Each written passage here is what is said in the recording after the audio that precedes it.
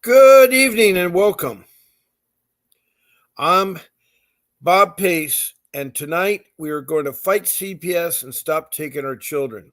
This is a live podcast that it broadcast on YouTube. You found me on Facebook, How to Fight CPS, and I'm glad you found me. And in this podcast, I will help you, as I've done in previous podcasts, of your CPS case. Now, I'm on twice a day, 7 days a week. I'm on at 10 o'clock in the morning Pacific Standard Time for 1 hour, and nighttime on at 7 o'clock Pacific Time for 1 hour. And that's Monday through Sunday. That's 14 shows. And I'm glad that you come and hear what I have to say and others that are guests on my show. I try to make this show interactive, meaning it's you people that I want to make this show to work with you, meaning you can ask me questions, you can call in, you can be my guest, and I'll go over the rules that I've come up with to help you. I'm not a lawyer. I'm a loving father, a dad of 6 children. 3 are grown up and 3 are still young. And I too got involved in CPS in 2010. But it happened to me at the wrong time in my life. It happened to when I was age 60. And it was shortly after I lost my job through no fault of my own. That was another tragedy. Losing a job at age 60 is not a nice thing to be in there because everybody thinks you're a dinosaur and you can't work. But I've developed during my case and fighting CPS for 15 years, I've come up with 5 rules to go by, or 5 ways to make your case a lot better. Because you're dealing with an agency that's very corrupt, not transparent, lies, and will steal your children. They'll traffic your children into foster care and alienate your children. Those 2 things are wrong. Now, what is CPS? I talk about CPS all the time. I call it the Child Protection System. Every county in every state has a different name for it. Like in Arizona, it's Department of Children's Services. In California, it's the Child Protection Services. So what I try to do is that when I say CPS, I mean all the entities that are responsible to protect our children from neglect or abuse. This particular arm of social service is mandated by Congress to protect our children, but also to help family in need, such as food and clothing and housing, education and medical, and even a job. They're supposed to help families in need. And if they have to break the family apart because something terribly has been done to the child, they should be doing family reunification, where they get the family put back together that they've taken apart. And it should be really accomplished by capable people, but you'll find out that the CPS are not capable people of doing that. Now, it's been studies shown that the best parents are the biological parents. So we should at all costs try to have that family remain together, or if they have to because of intimate danger or extreme violence going on or something like that nature where the child has to be taken from the home, the first place to put that child is with a family member. That should be first explored. Too many times a complaint comes in by a layperson, CPS believes it's true because every complaint they receive, they say you're guilty until you're proven innocent. It's the only court of law that they work in different ways. Now, you need to understand how CPS works. And I'm afraid to tell you that they've turned into a rogue agency. They're very corrupt. It's all about money. Money is what makes it go. It's $1 trillion business. They make lots of money every time your case is open, your child is trafficked into foster care. It's against the law to alienate anybody. It's against the law to traffic anybody. But this agency, the Child Protection System, seems to get away with it. And that's wrong. That's totally wrong. Now, I would like to go over how you interact with this podcast, and I'll try and make it quick and simple. One way, just by being in this room, you're interacting with this podcast. Take notes, listen, and there's emojis you can use like smiley faces and hearts and thumbs up. Or if you like to send me stars, that's great. I love to see the stars. Also, check below if you want to subscribe to me and if you want to be told notifications about when I'll be on. So that's one way. A second way is to nothing more. Let's say that you want to make a comment or you have a question that you want to answer.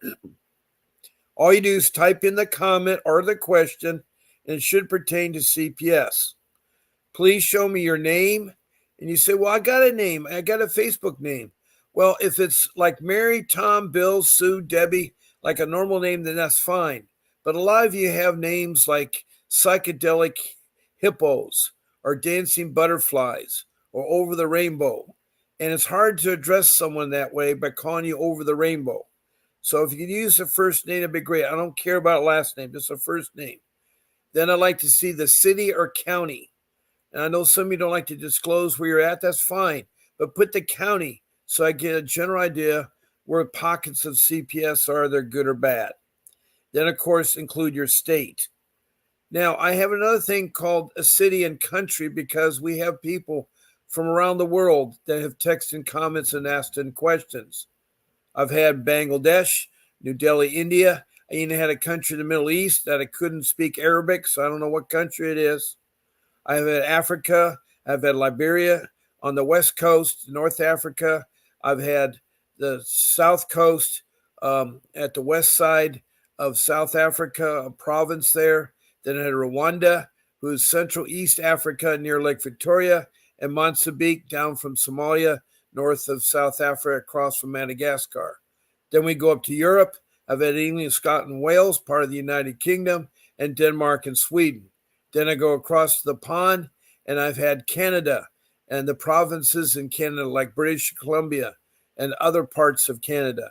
I've had all 50 states and the District of Washington, D.C. that either called in or texted in. And then I've had south of the border, Mexico. Then in South America, I've had Guyana on the east coast of South America, north of Brazil, east of Venezuela. And then we go across the Pacific, and I've had Australia, the land down under. I've had from the Gold Coast and from Melbourne area in the state of Victoria. So as you can see, I get them from the countries too. I want to help everybody worldwide and individually here because everybody can share a story that can help others. When you share a story, that helps other people. And they too, that by listening to this room and so forth. So type in comments are great. Make sure your case is complete. So when you introduce yourself, I like to know what kind of a family structure your family is. Is it husband, wife, girlfriend, boyfriend? Is it a partnership? Is it just lovers? And then also, what are the ages of the children, the sex of the children? And then are both parents involved with the case, or one of them dropped out and you're a single parent? Are there multiple parents with multiple children? And then I like to know what the allegations were, a little detail beyond neglect and abuse. And then furthermore, I like to know how your children were taken. Did you give them up voluntarily? Did they take them by asking them? How were your children taken? And lastly, where are you at on your case? So that's the second way of interacting with this podcast. That's the second way. Now, a third way is to be a guest on my podcast. And to be a guest, all you're going to do is contact my show producer, Grace. She works hard behind the scenes, and she'll help you get on the podcast. I'd love to have you. I have room for 9 of you. I can have a total of 10 be the guest. All you do is email Grace at vincentwdavis.com. And you just tell her one of my shows. I have 14 shows. I want to be a Bob's morning show on Sunday. Or I want to be a Bob's Friday night show or Bob's Wednesday morning show. You just tell her the morning or an evening, and then, of course, the nighttime. I do want to mention all my show times that on Sunday, I come on a couple hours early. That's every Sunday because of church with my family. So I'm on at 8 o'clock instead of normally 10 o'clock. And then coming up on October 4th, I'll be coming to show early at 4 o'clock in the afternoon. That's for Friday. So a week from this Friday that I'll be coming on at 4 o'clock instead of my normal time, 7 o'clock. I'll let you know if there's changes in show times or anything like that. So I'm glad to see these rooms connected. It seems like we got some people in here. Hopefully, we'll have some people that want to talk with things. So send that email to Grace, and she'll get you on. She'll give the link to StreamYard. That's the application I use when I broadcast on YouTube. Don't lose that link. If you happen to get kicked off, it's still a good link. You can use it for that show. And she'll also tell you what to do and not to do on the podcast, like, no eating food or smoking, and then we don't use the first names. We don't use the names of children, social workers, or judges.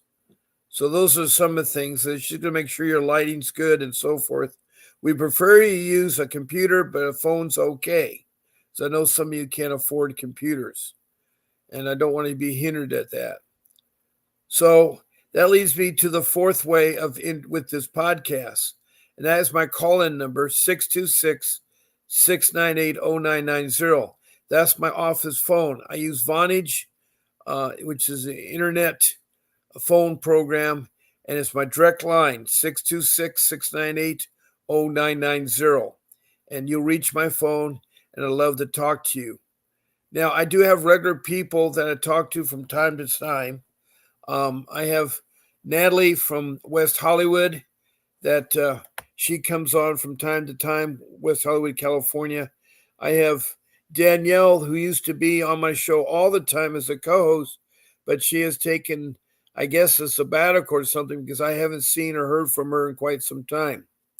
But I do have some regular people that drop in to tell me how their cases are going and what's going on and what's not going on. Now, I have Faye right now on the phone listening in, and she can talk when it's necessary to be. She's from Kentucky, Richmond, Kentucky, and her state's going through all kinds of corruption. Just this last Thursday, there was a judge killed in his chambers by a sheriff, and weird things are happening. There is a new thing today where a defense attorney is barred from going to any jails or being with any defendant because she sleeps around with the defendant. So there's that kind of issue there. So that Central Kentucky defense attorney is banned at all local jails for relationships she has with the inmates there. And the judge, the Kentucky judge, says the state is corrupt. It's really corrupt. Faye sent me, she always sends me interesting articles. One about eating, which is not here for CPS, but I enjoy that. But she sends me articles like I read from Cora Digest. But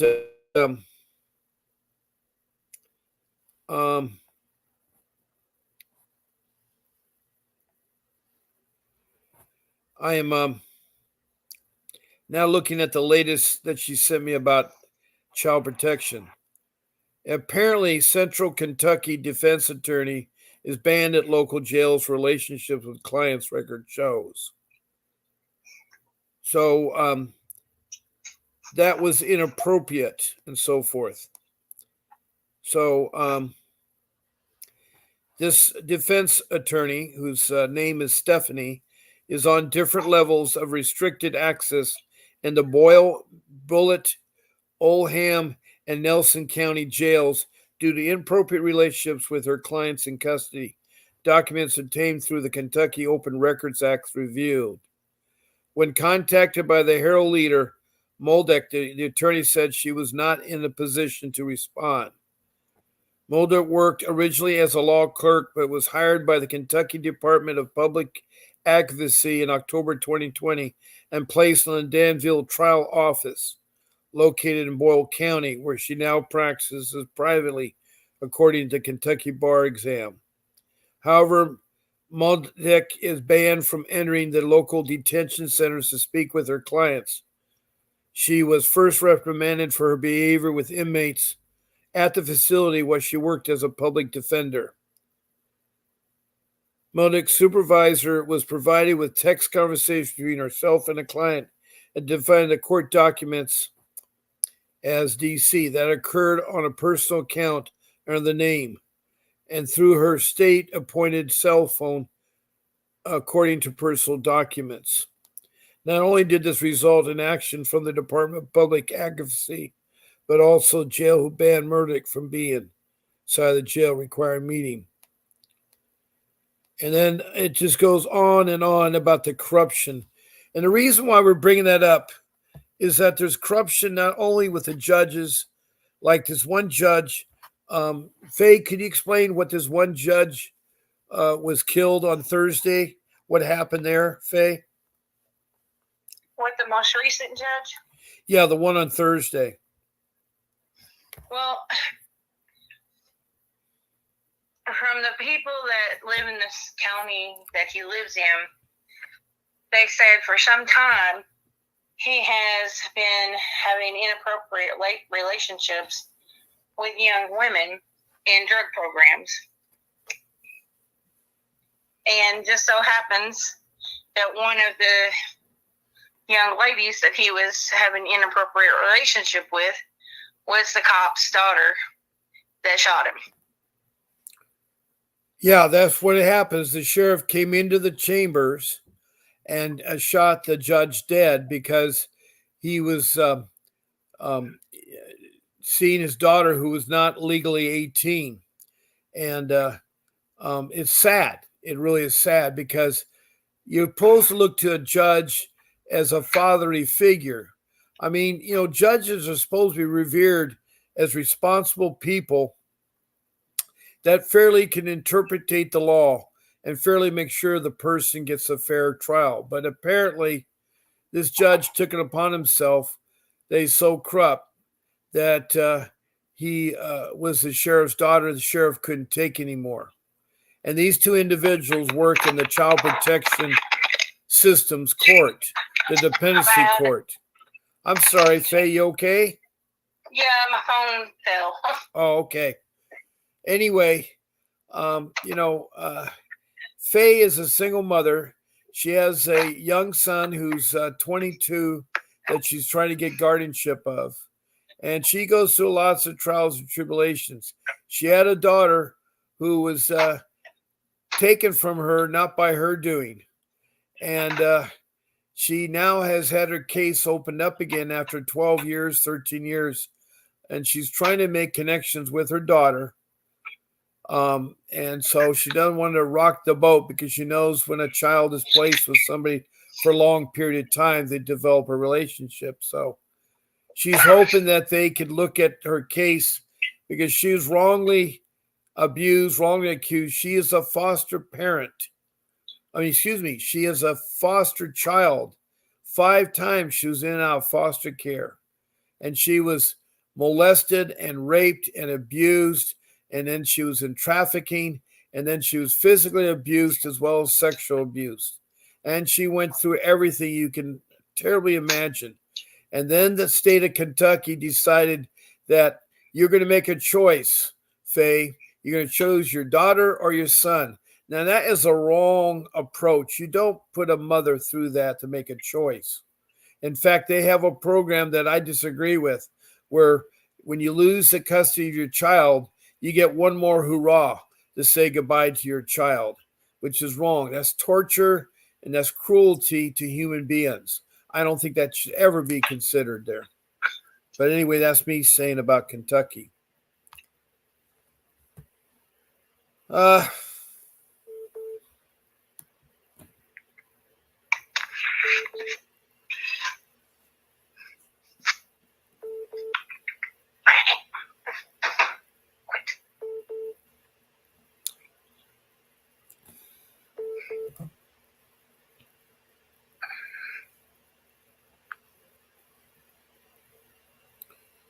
Okay. A call was trying to come through and I was trying to send a message to them. Okay. So here we are. It is Monday night. And we've had as many as 6 people in this room. But no one's asked me any questions or calling in to my number. My number is live again. It's 626-698-0990. And I like so much to talk about something new. I mean, I could talk about my case. I can talk about the kinds of social workers that you're going to encounter and how corrupt the child protection system is. I got my rules. There's 5 of them. I can talk about my case, and I can talk also about all these topics I got open. I have over 50 topics open. Things like a 388 motion, or the Indian Child Welfare Act of 1978, called ICWA.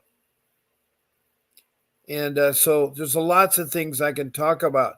Faye, is there something you'd like me to talk about? Maybe some topics in Corey's Digest? I haven't looked at Cora lately, so I'm not really sure, but I'm open to, discussing right. some of those if you want to. I'm going to try to see if we can find something in Cora's Digest, at least a couple of them. Here's a question that was asked. Cora's Digest is where they ask a lot of questions that are relative to things in life. I have mine filtered to only put down CPS things. It's breaking up. Okay. I think when I am take you from my phone page and go to Cora's Digest, it cuts down the call here. The question is, what should you do if you are falsely reported to Child Protection CPS? What do you do?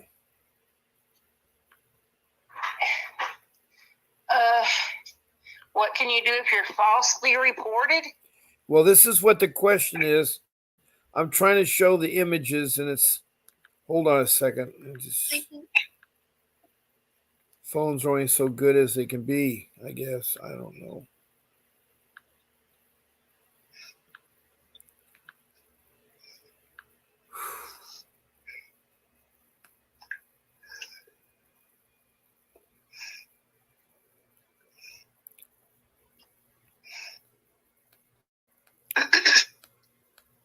I'm trying to find that. Okay. How can you prove that the report is false and that your children have not been harmed or neglected? Now, this is asked by Emma. Or this is Emma's answer. She answered the question. And Emma has been studying CPS for 10 years, and they took her 2 kids. And she made an answer to this question. When that happened to me, that's Emma, I started to get really scared and rushed everything in fear of never seeing my baby girl again. My own mother called CPS on me twice.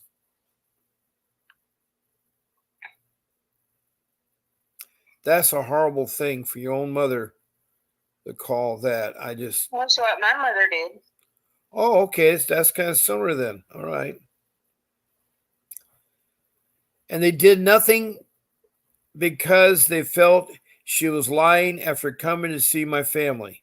So my mother went further and set up a fake situation where my own sister helped her take my little girl for a shopping trip to the mall, and what she told me.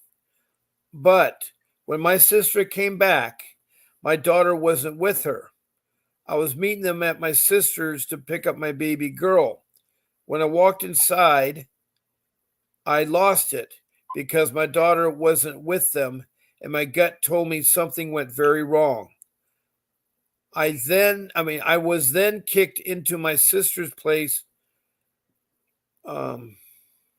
I was then to my sister's place by her crazy boyfriend at the time, and he took the phone from me and basically held me hostage for 2 days. Oh, Wow, wow. it's exactly like my situation.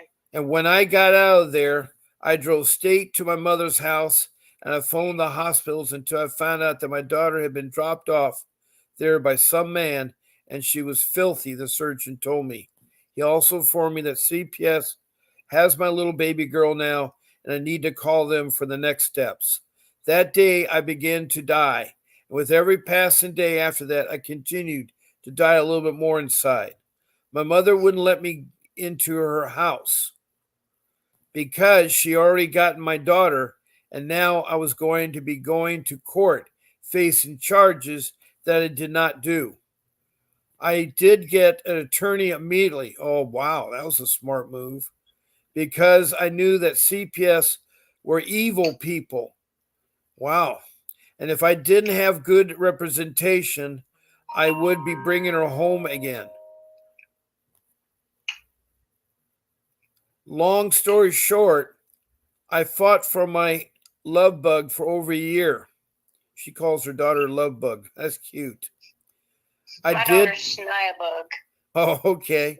I did what those creeps asked of me, but none of that mattered. On the last day of family court, I'd given them a hair follicle test. I was told by my attorney that if I do that, ask if it was negative, which it was.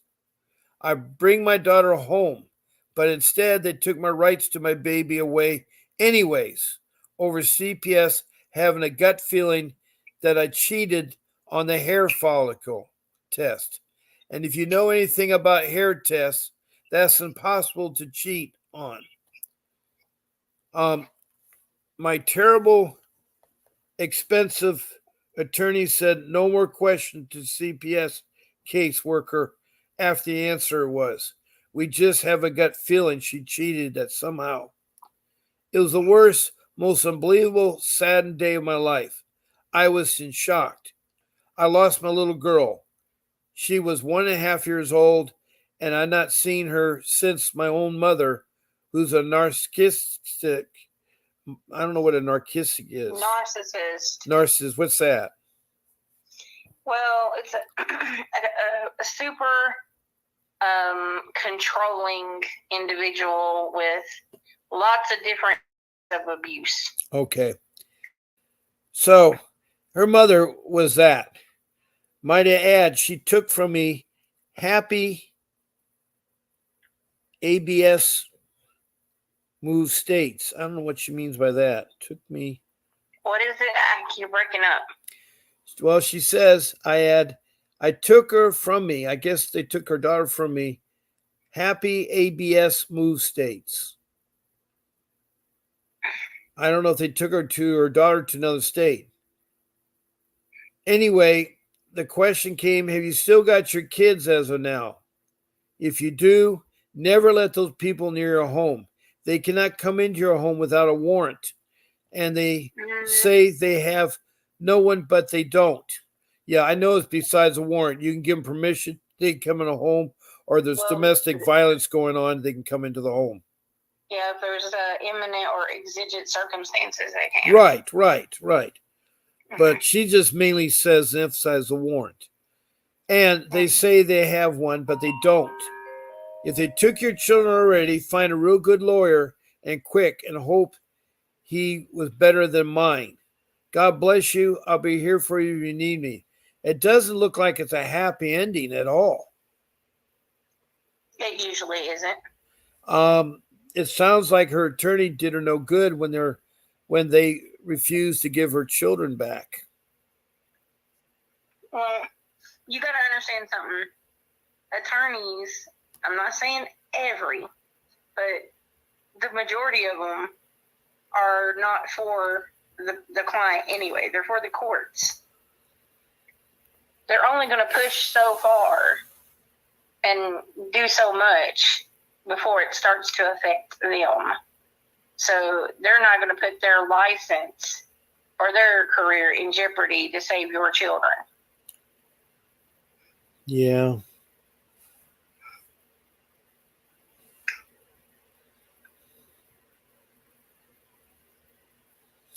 Now, related to this question, here's another one.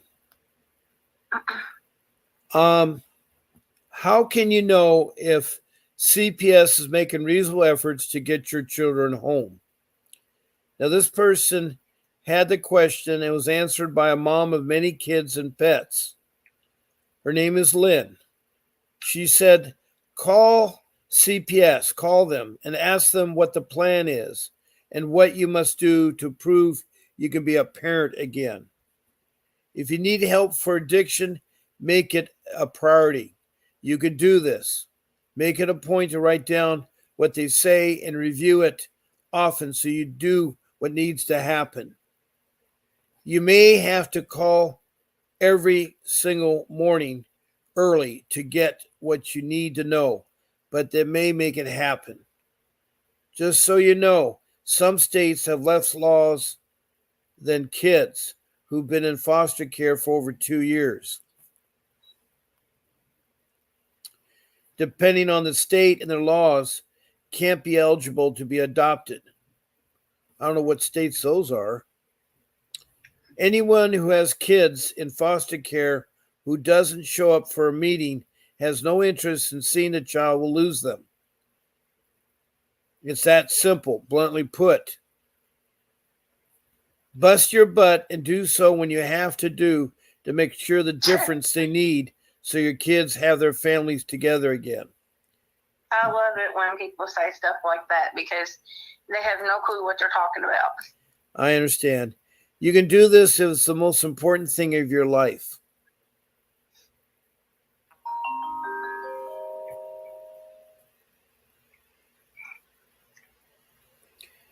Also, keep in mind, God will make a way when there seems to be no way. And it's a picture of a girl walking between two ways, sort of like the parting of the Red Sea.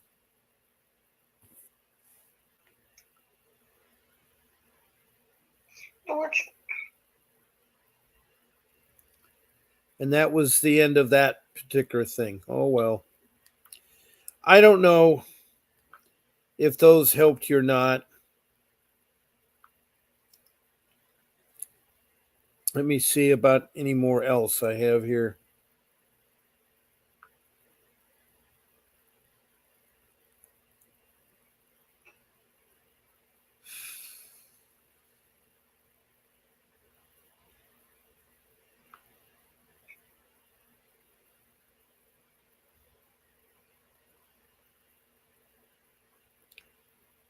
Has someone ever unjustifiably reported you to Child Protection Services? What was the outcome? Well, Jill decided to answer this question. She's a former call center operator. She said, yes, my husband was active duty and stationed on Fort Campbell.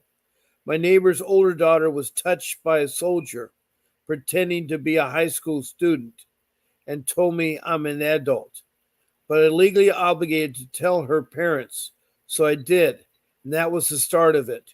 Her daughter threw a big old fit, was angry at my son, just because she was mad at me, and the fight started between her mother and me. I was actually watching other neighborhoods' kids, boys and girls.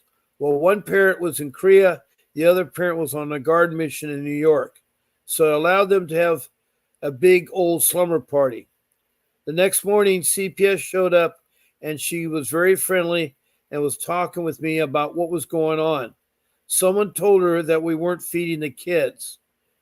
They didn't have clean clothes and we were providing alcohol for the neighborhood children.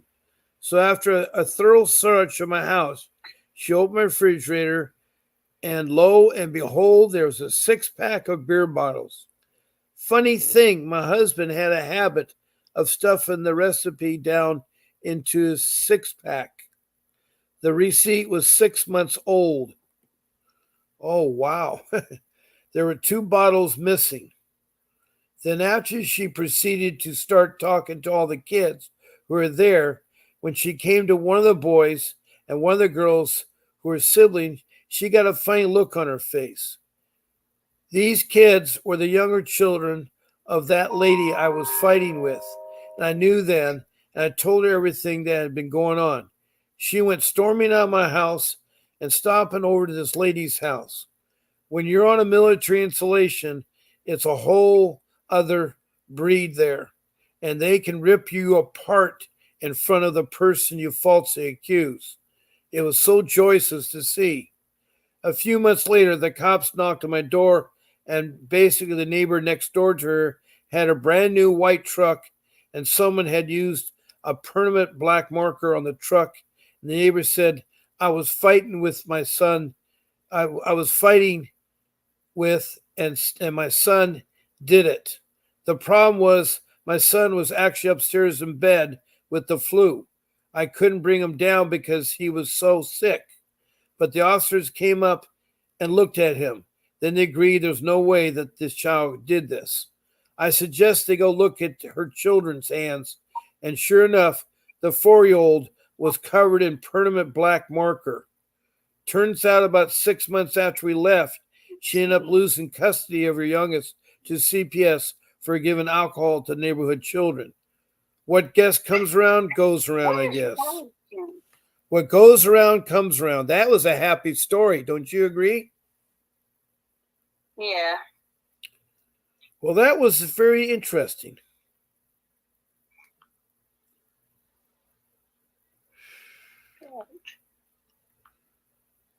Well,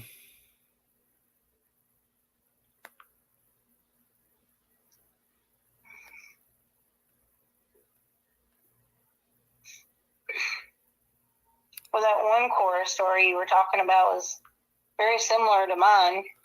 Yeah, that's really, I imagine you listeners out there may have recognized some of these stories here. But here's one. Let me see here.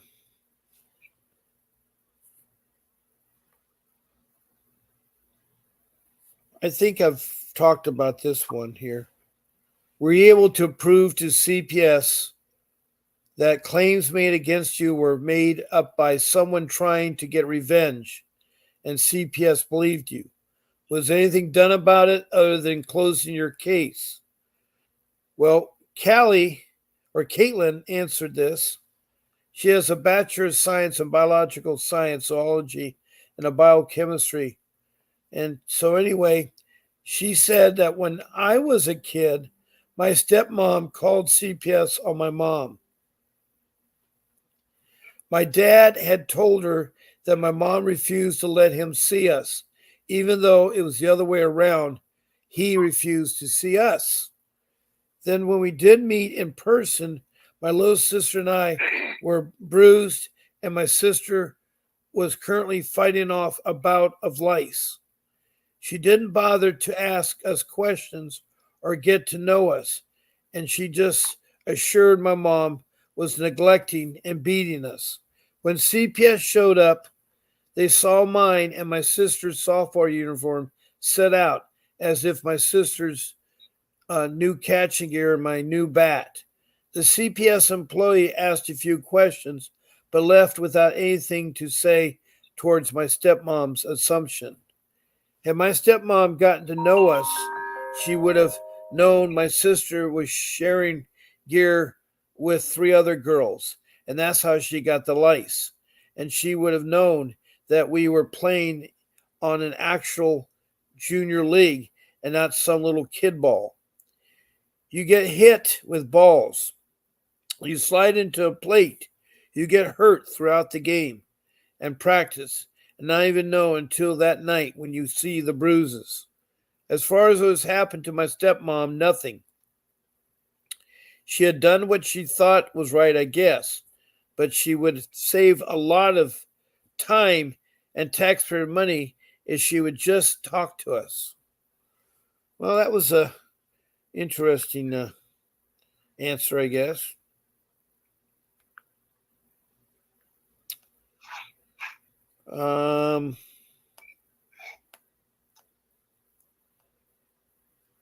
I don't know. See, what's our time like? Has anybody come into our room yet? We have one person. I can't hear you, Bob. You're breaking up. Okay. My problem is when I have Core Digest open on my phone, it makes you so you can't hear me. So I can hear you. It's just the phone is breaking up. Okay. All right. Okay. Well, I have. We're 20 minutes left of the show. I would like to have someone text me a comment or call in. My number is available. It's 626 698 0990. Or you can text me a comment and we can answer it.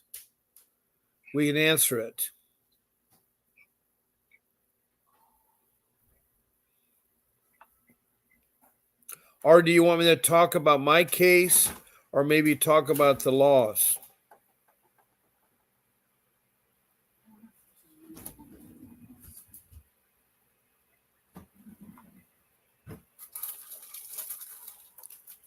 You want to talk about my case or about the laws?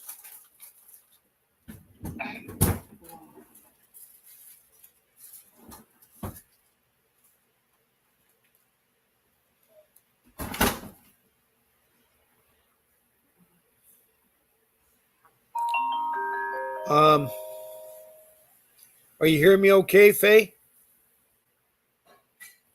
Oh boy, did I lose you, Faye? Hello? I can hear you now. Oh, okay. Somehow my phone's cutting in and off. I asked you, what would you like to do now? You want to talk more about some stories from Cora? Or would you like to talk about the CPS, the kind of people they are? Or do you want to talk about my 5 laws or rules? You should probably go over your rules. Okay, we haven't talked to them in a little bit. For all you listeners out there, it's really important you take down these 5 things that will help you with your CPS case. They're things that I discovered that I should have done myself that I didn't do. So I'm telling you now. And one of the most important rule is getting an attorney. I thought by having a court-appointed attorney that it'd be all fine and dandy. I had no idea what a court-appointed attorney was. And because I'd lost my job, I had no money right now for a court-appointed attorney. I mean, not corporate attorney, for a real attorney. Now you're asking me what a court-appointed attorney is an attorney that's hired by social services to help out families that don't have much money that can't hire an attorney. They're only trained in criminal law. They're not trained in dependency law. And with that being said, they will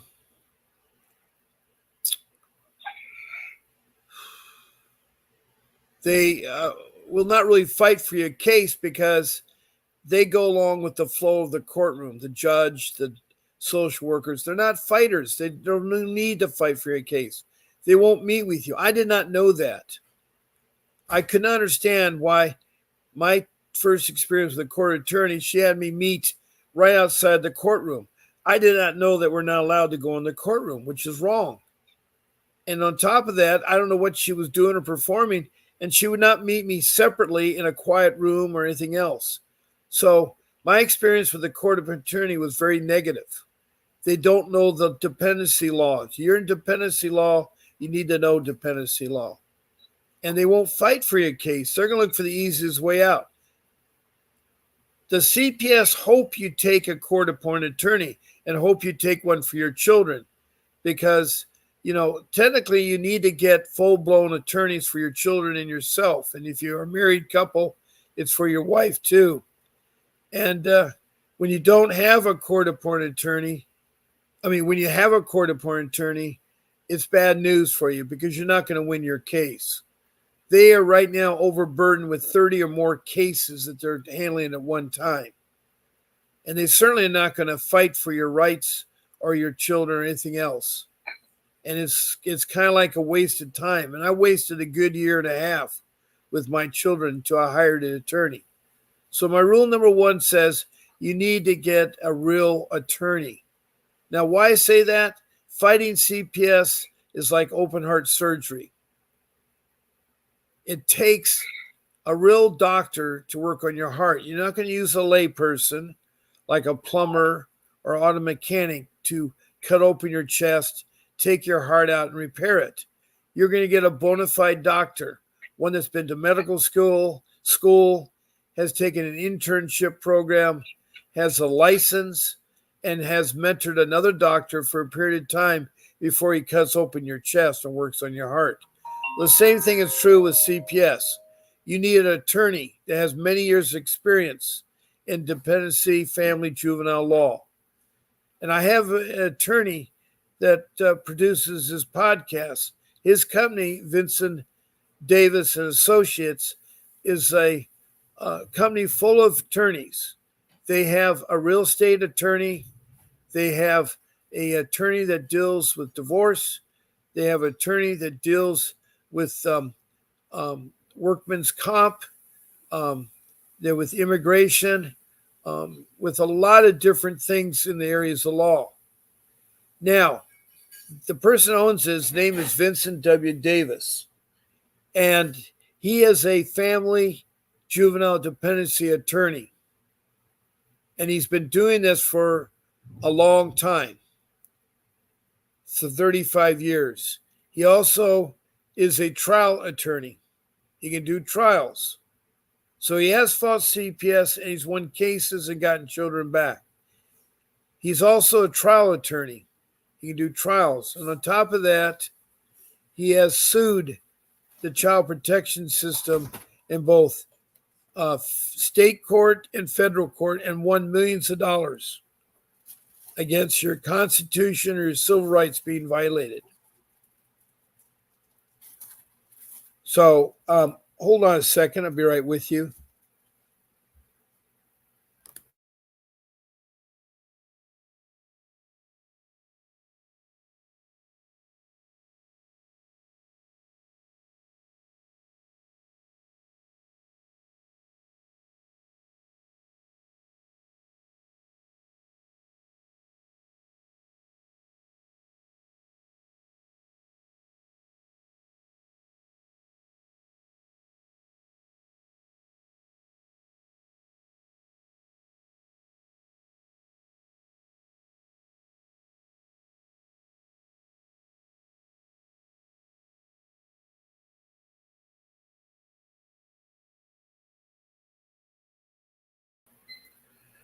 I'm back and I do apologize. It's hard sometimes doing a show from home because of the privacy issue. And I want to apologize. It's not the hardest thing in here, but I'm trying to take care of my family. Now,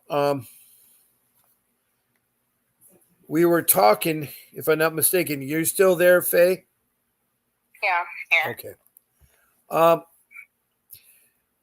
We're talking about hiring an attorney. And in social services and in the area of the child protection system, you need a real attorney to navigate, to really fight against CPS. You can't fight them being a layperson or have a court-appointed attorney or anything else like that.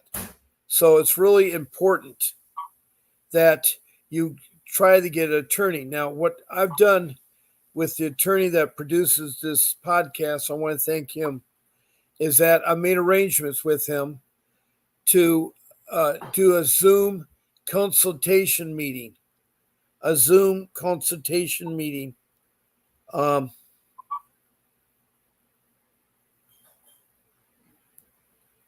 Hold on, somehow we got wrong message up there. I don't know how they got there.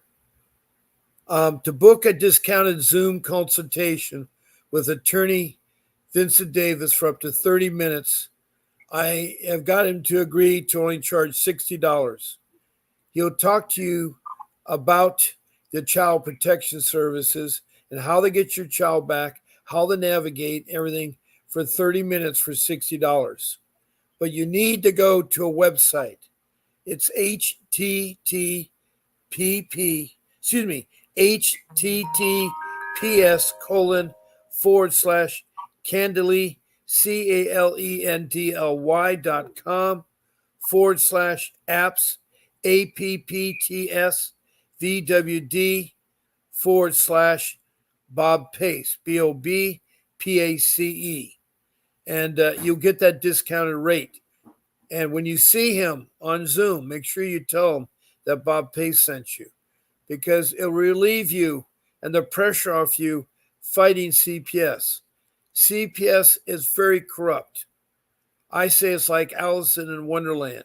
You're Alice, you fall in the rabbit hole in the garden, you meet the Chester cat, and you're told to go to room that goes nowhere. And that's what CPS does. It'll get you nowhere. They'll make you sign things, they'll make you promises they won't keep, and they retaliate, and they're not transparent. All they want to do is have your son or daughter adopted into foster care. They want that money, that $1 trillion business they make. They have incentives and bonuses for their workers. And it's really corrupt agency. So I emphasize, please think about getting that attorney. And that's my rule number 1, is that talk to him. Now, you may not be able to, but you could at least talk to him about retaining him. He'll practice law in any state, and he'll work in Northern California. He's in Arcadia, and that's south of Los Angeles. And he has cases in San Bernardino and also cases in Northern California and right now Oklahoma. But he's a real deal. He's a real deal. So talk to him. You have nothing to lose. And again, that ticket's written on the bottom of my podcast. Now, the rule number 2 is you need to organize your notes. You don't want to keep, like I did, I put all my notes on envelopes and Post-it notes. Some were on my day runner, some were on my computer, some were on my phone, in my tasks and everything. They're all over the place. You want to be organized about it. You want to get 8.5 by 11 notebook. It's the same size as a sheet of paper. In the 8.5 notebook, it should be a 3-ring binder, about 3 inches thick. And that way you can organize all your paperwork. You want to fill it full of college rule notebook paper so you can write into it. And then you want to get subject dividers and divide your notebook by all the different subjects. One of the most important subjects you think it should be a timeline. It's the incidents. You want to list all the incidents you've done with either the social worker or the police or the school children. Or the school or the children or other parents or other. You write down every incident related to CPS, Child Protection System. And you write on the first line the date, the time, the location, and the people involved. The next line, you describe what the incident was about. The third line is the outcome of the incident, what finally finished. And if you don't know the answer, leave it blank, come back later. Then skip a couple lines, do the next incident and the next incident. You want to do those incidents in chronicle date so you have the oldest one first and the newer ones last. And you do that, and you may fill it up with a bunch of paper, and after a year or two, it's right there. You'll know about it, and you'll be able to talk about it. And you want to divide your court papers, and you can make it into different tabs there. Also, your parenting classes. You want to have all your certificates, your programs such as drug rehab or domestic violence or anger management. You do all that. And it's just very important that you organize your documents so you can find things so it's organized, because 2 years from now, you'll need to know it. It's going to last you at least 3 years or more in court. Like Faye, she's been doing it for 12 years. And that's a long time. And so do that paperwork, that rule number 2. Rule number 3 is very, very important. And that's where you need to be careful who you let in your house. Don't answer the door. There's too many people lately have been killed answering the door. There was a black airman in Gainesville, Florida, that was shot point blank 5 times in the chest. And on May 3rd, he died at the age of 23. He's dead. He was talking to his girlfriend on FaceTime. The sheriff, of course, is being charged, but the whole thing is a mess. It was mistaken. The sheriff was mistaken and thought domestic violence was at the soldier's home.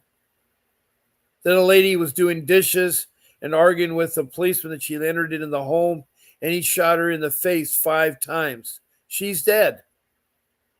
And the deputy that was with that sheriff did nothing to protect her.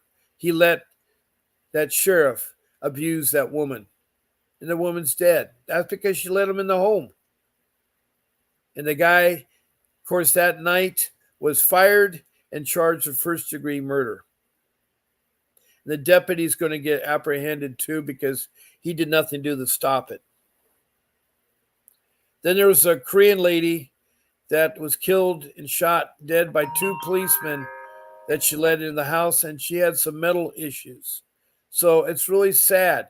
So don't answer the door. If the door rings, let it ring. You don't have to answer it. People got your phone number. They can call you. They got your email. They can write you. And if it's somebody that is important, they'll leave a business card or a note. Tell them to give them a call. You follow up on that call. And if you're outside and you meet CPS or the police, don't be intimidated by them. Tell them you need to have a timeout, that you want to talk to your lawyer about this case, because you're entitled to representation in every facet when you first involved in anything that's criminally being brought against you. And so keep that in mind now. You're supposed to have an attorney present. You're entitled to that. That is your civil rights. That's your civil rights. So whatever you do, don't answer the door, and then don't let them in the house. There's only 3 ways you can get in. 1, you give them permission. 2, there's domestic violence going on. If a child's present, they're in danger. And so if 2 parents are fighting or 2 guys are fighting around children, that's a no-no. No arguments in front of the children. That's domestic violence too. There should not be arguments. And on top of that, they can enter, the social worker and the policeman, for the safety of the child, especially if the child's present, and be exposed to all that. The third part of this thing is, if you're outside and you encounter them, tell them that you need time out, that you want to speak to your attorney, and you'll get back to them. Make sure you get their business card, check their ID against it, make sure it's the right name, and do the same thing with the policeman. Get his badge number, because the police, social worker will lie. They will lie. I'm sad to say it, they do lie. They do lie. So that's my rule number 3, and the latter part of it is medical trafficking. And medical trafficking comes when you bring your child to emergency care or urgent care, and a social worker, a CPS social worker is present, and they want to take your child because it's something they overheard or don't know the whole truth about, and they're abusing the system. So you got to be careful of that. Also, if you want to have a baby, you got to be careful. They'll try to take your baby out of the room after you've given birth. So you got to be careful about that.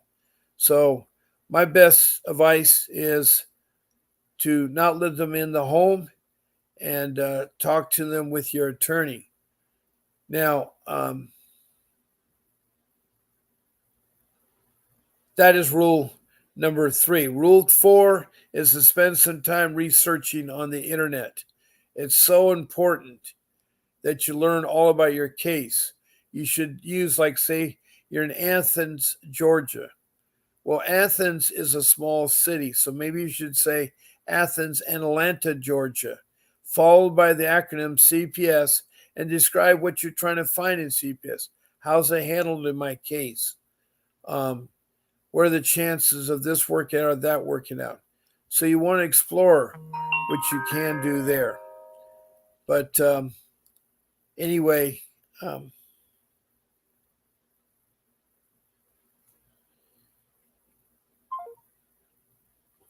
we lost somebody here.